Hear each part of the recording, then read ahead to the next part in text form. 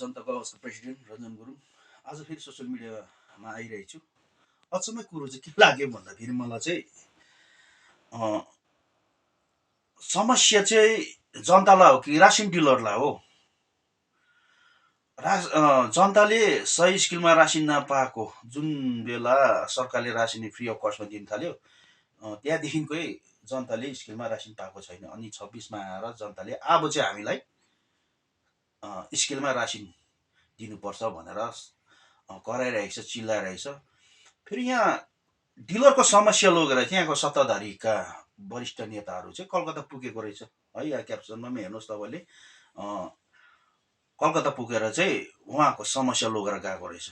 अनि ठिकै हो, डिलरको समस्या पनि ठिकै हो, तर जनताको साथसाथमा जनताको समस्या पनि बोकेर जानुपर्ने हो। मेरो विचारमा चाहिँ, मेरो पोइन्ट अफ भ्यूमा चाहिँ, मेरो विचारमा चाहिँ जनताको समस्या पनि लगेर जानुपर्ने हो। किनभने अहिलेसम्म जनताले सही स्केलमा रासिन पाएको छैन। 20 प्याकेट आँटा पाउनेमा 10 प्याकेट, 3 प्याकेट, 4 प्याकेट पाइरहेछ। यो समस्याहरू लगेर जानुपर्ने हो। अनि पैसावाला मान्छेको समस्या चाहिँ ठुलो, गरिब जनताको समस्या चाहिँ सानो। म कुनै पार्टीको पक्षले होइन, यो जुन चाहिँ रासिन खान्छ सबै पार्टीकोले खान्छ।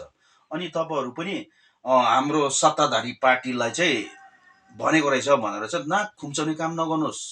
हेर्नुहोस्, यो रासिन म कुनै पार्टीको पक्ष लिँदिनँ, पक्षपात म गर्ने मान्छे नै होइन। सबै हाम्रै दाजुभाइ हो, हाम्रो गोर्खे दाजुभाइ हो।